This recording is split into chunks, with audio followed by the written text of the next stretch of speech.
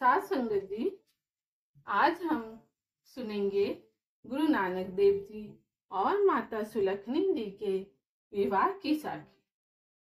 तो चलिए बड़े ही प्रेम और प्यार के साथ आज का ये प्रसंग श्रवण करते हैं।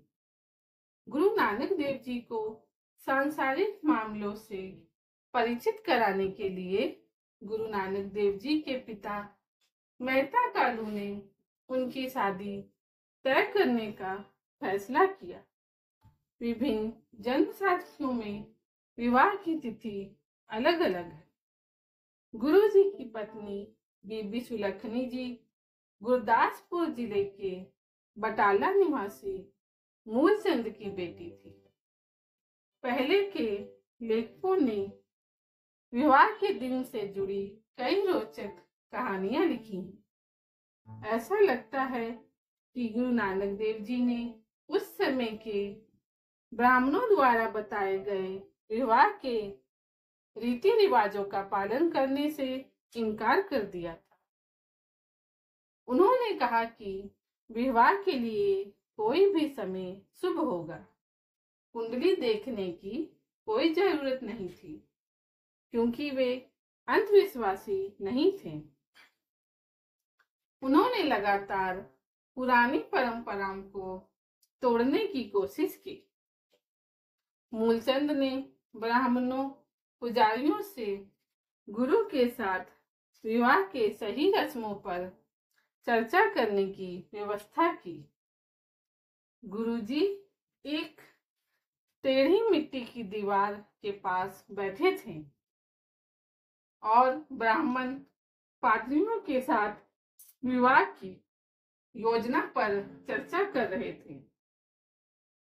चूंकि दीवार क्षतिग्रस्त और खराब स्थिति में थी और हाल में ही बारिश हुई थी, इसलिए दुल्हन पक्ष के कुछ लोगों ने सोचा कि ये गुरु के ऊपर गिर सकती है।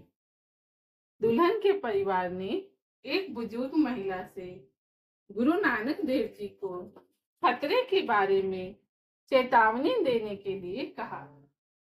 बूढ़ी महिला गुरु के पास गई और उन्हें क्षतिग्रस्त दीवार से आने वाले खतरे के बारे में चेतावनी दी।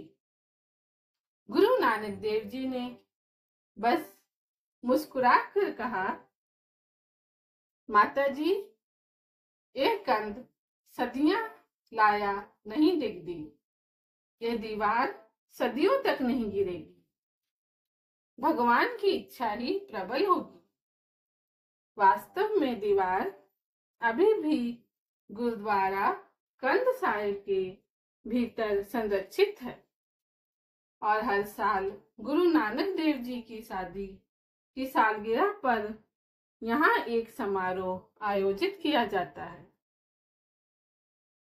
1487 में आखिरकार शादी हुई और इसमें ब्राह्मण रीति रिवाजों की अनदेखी की गई।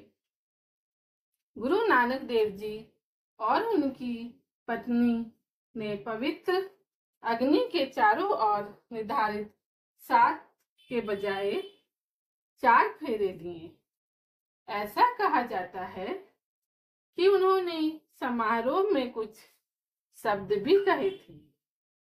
दुर्भाग्य से ये शब्द विधिवत दर्ज नहीं किए गए और इस विषय पर सुलखनी जी के विचारों या भावनाओं के बारे में कुछ भी नहीं लिखा गया है। इस घटना का उस पर गहरा प्रभाव पड़ा। यह निश्चित रूप से माना जा सकता है किसी भी मामले में विवाह समारोह एवं भव्य और प्रभावशाली घटना थी, जिसमें उस समय के अमीर और प्रभावशाली लोग शामिल हुए थे। शुरुआती लेखकों ने संकेत दिया है कि यह शहर के कर संग्रहकर्ता की बेटी के लिए सबसे भव्य आयोजन था। डेरा साहिब गुरुद्वारा उस स्थान पर बनाया गया था जहां गुरु नानक देव जी की पत्नी बीबी सुलखनी जी के पिता मूलचंद का घर था, जहां वास्तव में विवाह हुआ था। कंद साहिब गुरुद्वारा उस स्थान पर बनाया गया था जहां विवाह समारोह से पहले गुरु नानक साहिब की बारात को विश्राम के लिए रखा गया था। बीबी सुलखनी जी ने 2 बेटों को जन्म दिया, श्री चंद और लक्ष्मीदास जी। गुरु नानक के पिता को जल्द ही पता चल गया कि शादीशुदा जीवन भी गुरु नानक के अपने दिव्य मिशन के मामलों में व्यवस्था को कम नहीं कर पाया। वास्तव में कर्तव्य की उनकी अवधारणा खुद की और अपने परिवार की सेवा करना नहीं था, बल्कि इससे परे जाना था, ताकि स्वयं ईश्वरीय चीजों की योजना में भाग ले सकें और अपने आसपास की दुनिया को आध्यात्मिक बना सकें। मानवता उनका परिवार था और मानवता की सेवा करना भगवान की सेवा थी। भाई गुरदास जी लिखते हैं कि गुरु ने पूरी दुनिया को आग की लपटों में देखा। झूठ, अत्याचार, पाखंड और कट्टरता की लपटें गुरु नानक देव जी को जाना पड़ा और शाश्वत प्रेम, सत्य और समर्पण के साथ उस आग को बुझाना पड़ा। उन्हें मानवता को ईश्वरीय मिशन, मानव जाति के भाईचारे और ईश्वर के पितात्व की शिक्षा देनी थी। आदि पुरुष ने प्रकाश का निर्माण किया। सभी मनुष्य ईश्वर की रचना है।